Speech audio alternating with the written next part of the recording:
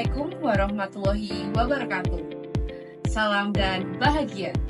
Berjumpa lagi dengan saya Tudrika Hulia, calon guru penggerak Angkatan 11 Kota Semarang, berasal dari SD Negeri Palbon 03. Pada kesempatan kali ini, saya akan melaksanakan kegiatan demonstrasi kontekstual modul 3.1.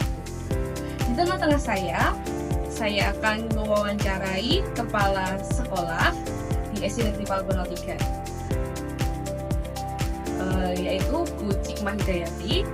Selamat siang Bu Cikmah. Selamat siang. Apa kabar? Baik. Terima kasih Bu atas kesempatannya sudah memberikan atau meluangkan waktunya untuk melaksanakan wawancara ini. Apakah Ibu bersedia? Siap, sedia. Oke. Baiklah. Topiknya itu adalah pengambilan keputusan berbasis nilai-nilai kebajikan sebagai pemimpin. Nah, di sini di pertanyaan yang pertama, pernahkah Ibu mengalami dilema etika atau rujukan moral? Pernah. Permasalahan yang ada di sekolah kami yang tentunya saya harus mengambil kebijaksanaan dalam menjaga agar semuanya juga berjalan lancar, baik itu keperluan dari masyarakat pendidik, baik itu keperluan dari guru secara pribadi, dia dengan keluarga juga dia sebagai atau rumah. Bagaimana Ibu menjalankan pengambilan keputusan di sekolah, terutama untuk kasus-kasus di mana ada dua kepentingan yang sama-sama benar? Saat itu ada guru yang menghadap ke saya, yang menyampaikan permasalahan yang dihadapi. Saya suruh duduk, kita komunikasikan apa permasalahan itu. Dia menceritakan segala sesuatunya. Apa yang diceritakan itu harus dia membuat hari itu tidak mengajar karena ada suatu kepentingan juga yang harus dia kerjakan sebagai ibu dari anaknya yang pada waktu itu sakit. Antara tugas rumah dan tugas sekolah yang harus diseimbangkan, kan tidak mungkin yang dua-duanya juga istilahnya harus dikerjakan bersama-sama. Salah satu sisi putranya sakit dan harus periksa ke dokter, yang salah satu sisi ibu tersebut mempunyai tanggung jawab untuk mengajar anak ibunya. Saya harus mengambil kebijaksanaan, walaupun mungkin kebijaksanaan itu akan memberikan atau tidak akan istilahnya tidak memuaskan pihak yang lain, misalnya guru kelas ya kebetulan yang bermasalah ini guru mapel, jadi anaknya sakit harus berobat karena memang ya tidak bisa ditunda dan harus saat itu. Makanya kan saya mengizinkan untuk berobat atau membawa anak tersebut ke rumah sakit, sementara dia kan harus meninggalkan kelasnya atau tugasnya. Ya. Di salah satu sisi mungkin guru tersebut kan agak lega, tapi di salah satu sisi saya yakin guru tersebut juga mempunyai kendala juga. Anak saya nanti gimana? Nah, karena memang harus sama-sama dikerjakan, saya memberi saran coba putranya dulu, nanti untuk urusan sekolah biar saya yang menghandle. Kalau biasanya saya kalau ada guru yang tidak masuk kan saya menghandle dulu kan. Tapi kalau misalnya ada guru yang sekiranya ada waktu yang bisa membantu saya untuk masuk kelas, ya saya mempersilahkan guru itu untuk bisa masuk kelas menggantikan teman. Kalau itu mungkin saya membantu, saya mengganggu kesibukan guru itu yang harusnya mungkin dia mengerjakan pekerjaan lain, tapi harus menunggu kan pekerjaannya juga terbengkalai juga. Tapi alhamdulillah ada kerjasama yang baik di SD Palbon ini, sehingga setiap kali ada permasalahan seperti itu, Bapak Ibu guru dengan sigap atau dengan siap selalu membantu. Baik, kalau langkah-langkah atau tersebut apa ya yang biasanya Ibu lakukan selama ini untuk menghadapi kasus ini?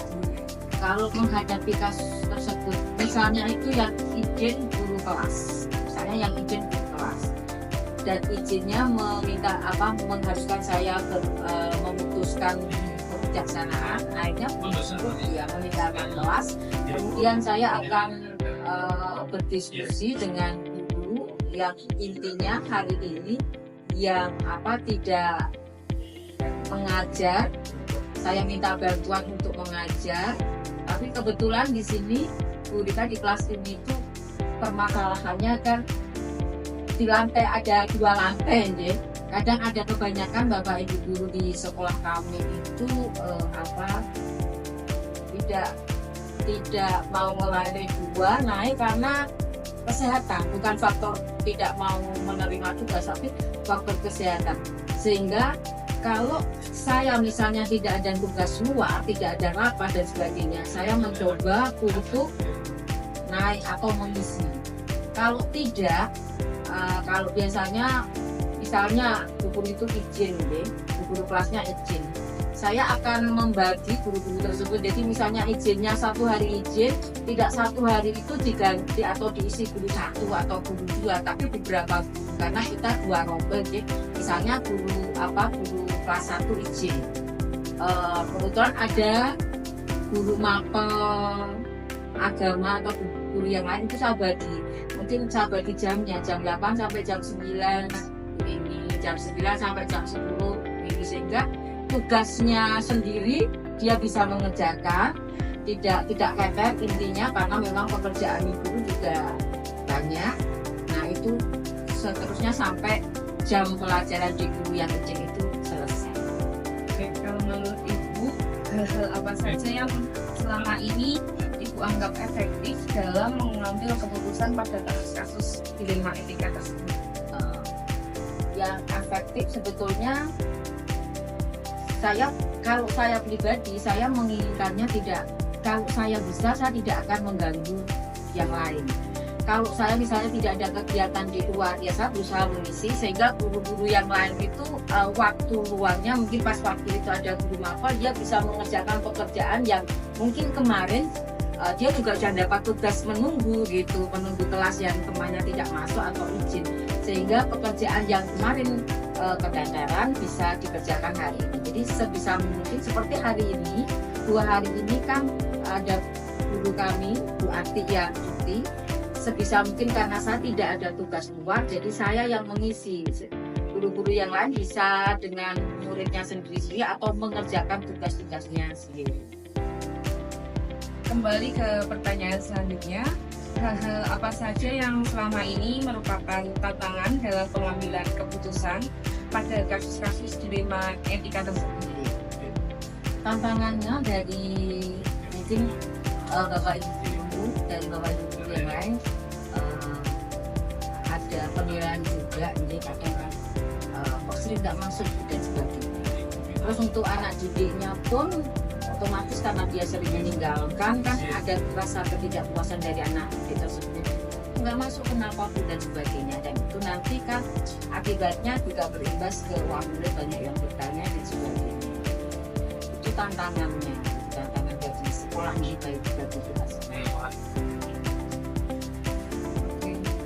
Kemudian dalam mengatasi penyelesaian dilema etika tersebut, apakah Ibu langsung menyelesaikannya di tempat atau memiliki sebuah jadwal untuk menyelesaikannya? Bentuk atau prosedur seperti apa yang Ibu jalankan biasa? Untuk menyelesaikan suatu tantangan atau masalah itu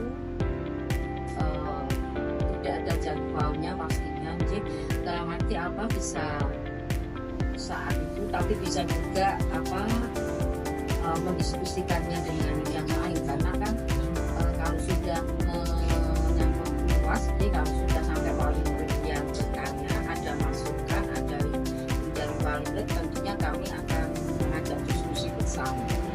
Jadi bisa saat itu saya harus mengambil keputusan karena memang harus saat itu. Seperti tadi misalnya harus izin dulu anak saya sakit, masa saya harus menunda, kan nggak mungkin. Itu saat itu. Tapi kalau misalnya guru tersebut tanggal sekian ini, saya mau izin dan itu baru itu langkah saya harus diskusi dulu dengan bapak ibu yang lain, dan saya juga akan bertanya pada guru tersebut adakah atau bisa ditunda atau sebagainya, misalkan salah yang lain. Jadi kita diskusi diskusi juga, diskusi bersama gurunya, diskusi juga dengan teman-teman yang lain untuk menyelesaikan suatu permasalahan itu, sehingga masing-masing itu timbul kepuasan, walaupun mungkin tidak bisa istilahnya semuanya puas gitu. Pasti ada yang merasa tidak puas, ada yang enggak, karena kan penilaian dari setiap masing-masing itu sendiri-sendiri. Oke, adakah seseorang yang selama ini mempermudah atau membantu ibu dalam pengambilan keputusan dalam menyelesaikan kasus-kasus dilema etika tersebut?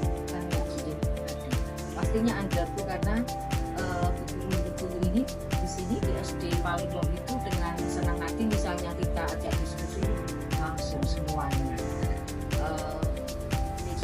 Intinya mereka sangat membantu saya dalam mengambil keputusan apapun, sehingga kegiatan lancar gitu, baik untuk masalah dengan wali murid atau masalah luar yang tiba-tiba mengenai kita, itu semuanya dengan senang hati usul itu begini atau memberi jalan keluar. Oke, untuk saat ini pertanyaan terakhir mungkin Bu, dari semua hal yang telah Ibu sampaikan tadi, pelajaran atau pembelajaran apa yang mungkin bisa Ibu petik dari pengalaman Ibu dalam mengambil keputusan dilema etika? Bahwa kadang apa yang terbaik atau jalan keluar yang terbaik bagi kita, baik menurut kita, itu belum tentu juga baik menurut orang lain. Kadang menurut kita pas, belum tentu penilaian orang lain pas. Menurut kita itu kita bisa membuat kepuasan bersama, tapi belum tentu bisa juga diterima oleh semuanya gitu, karena kan memang beragam sifat dan kepribadian masing-masing. Jadi demikianlah pertanyaan-pertanyaan dari kegiatan wawancara saya. Ibu terima kasih banyak atas jawabannya. Sangat memberikan saya sebagai calon ibu penggerak inspirasi dan juga motivasi atas cerita atau jawaban yang telah Ibu sampaikan. Saya ucapkan terima kasih banyak karena sudah memberikan waktunya untuk kami mulai bertanya-tanya atau melaksanakan kegiatan wawancara ini. Baik, terima kasih untuk semuanya karena sudah menyimak kegiatan wawancara pada kegiatan demonstrasi kontekstual modul 3.1. Saya Tutika Agulia undur diri. Wassalamualaikum warahmatullahi wabarakatuh. Salam dan bahagia.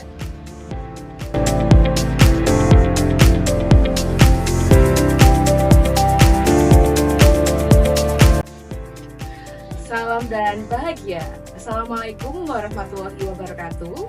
Berjumpa dengan saya Tutika Agulia, calon guru penggerak angkatan 11 Kota Semarang dari SD Negeri Palponoligas. Pada kesempatan kali ini, saya akan melaksanakan demonstrasi kontekstual modul 3.1 dengan topik pengambilan keputusan berbasis nilai-nilai kebajikan sebagai pemimpin.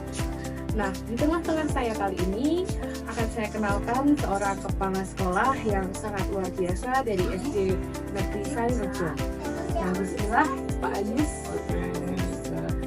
Apa kabar Pak Ajis? Alhamdulillah saya baik. Terima kasih atas waktunya karena sudah meluangkan waktunya untuk saya wawancara. Nah, di sini Pak Ajis, saya ingin bertanya-tanya terkait dilema etika. Jadi yang pertama, pernahkah Pak Ajis mengalami dilema etika atau kejujuran moral? Terima kasih.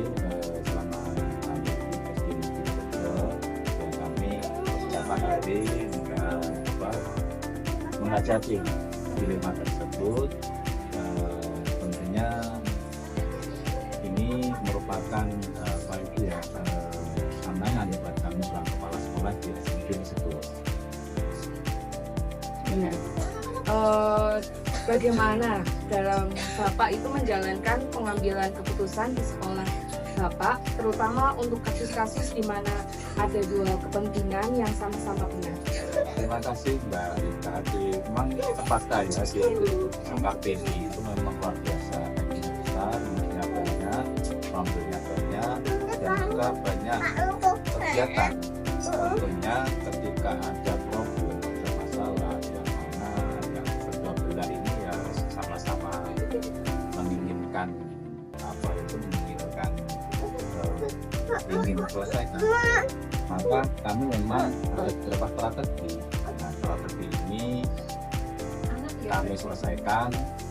Yang pertama dengan cara pengalaman saya yang sudah pernah saya selesaikan di sebelumnya.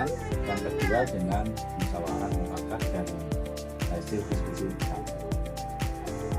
Berarti dengan diskusi seperti itu ya. Terus mungkin bisa diceritakan langkah-langkah atau prosedurnya yang biasa Anda lakukan atau Bapak lakukan selama ini. Baik, ketika masalah datang, kami panggil A, si B, si sama-sama si apa ini ya yang kepentingan ini kami panggil, lalu kami tanya permasalahan, nah baru kami olah. Nah, dari kami olah, kalau masalahnya ringan ya langsung kami putuskan. Kalau masalahnya ada lumayan kompleks ya perlu kami analisis dan kami putuskan.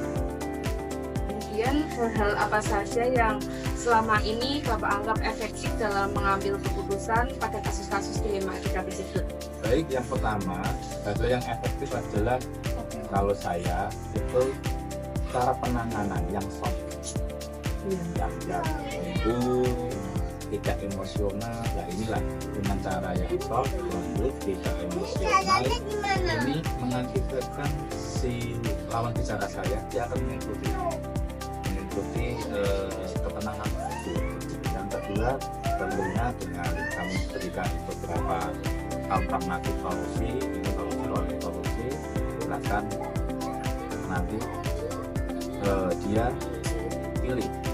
Nah, nanti itu yang saya kira efektif. Itu pendekatan yang soft ini ya Pak. Ya. Kalau menurut Bapak kira-kira hal-hal apa saja yang selama ini tuh menjadi tantangan dalam pengambilan keputusan pada kasus-kasus dilema etika tersebut? Jadi tantangannya adalah yang pertama itu yang kami hadapi itu kan dari background yang beda-beda. Kami punya katakanlah punya guru, punya wali murid, itu kan backgroundnya masing-masing, baik background ekonomi, background pendidikan. Dan inilah yang membuat tantangan bagi kami, dan kami memang harus menyesuaikan apa yang kami Kemudian dalam mengatasi penyelesaian kasus dilema etika tersebut, apakah Bapak langsung menyelesaikannya di tempat atau mungkin Bapak memiliki jadwal secara khusus untuk menyelesaikan tersebut? Nah, kira-kira bentuk atau prosedurnya seperti apa? Baik, terima kasih. Ketika ada masalah, kalau masalahnya ya masalah anak-anak begitu ringan, ya tentu kami kan sudah pengalaman, Iya. yang anak ya langsung kami kasih solusi. Tapi kalau masalahnya kompleks, orang tua ya ini ya tidak ada, kami tetap ada pemanggilan. Kalau masalahnya berat ya nanti kami berikan jadwal, karena kalau sudah orang tua itu agak lama untuk butuh waktu untuk menerima permasalahan dan menerima solusi tersebut. Nah, untuk menyelesaikan kasus tersebut, kira-kira Pak Yis itu adakah punya tim atau seseorang secara khusus yang selama ini mempermudah dan membantu Bapak dalam pengambilan keputusan dalam menghadapi kasus-kasus tersebut? Baik, kalau kami di SD Kerja ini secara tim khusus tidak ada, tetapi kami punya punya ahli-ahli di bidangnya. Seperti kalau permasalahannya ini berkaitan dengan guru dan siswa kelas 6, ya kami tentunya manggil siswa. Kalau berhubungan dengan keuangan, kami memanggil benda atau pembuku. Kalau berhubungan dengan keamanan, dengan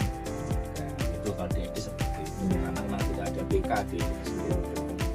Nah, dari semua yang telah kita bicarakan tadi ya Pak, pembelajaran apa ya yang bisa atau Bapak petik dari pengalaman-pengalaman yang dalam Bapak mengambil keputusan dilema etika tersebut?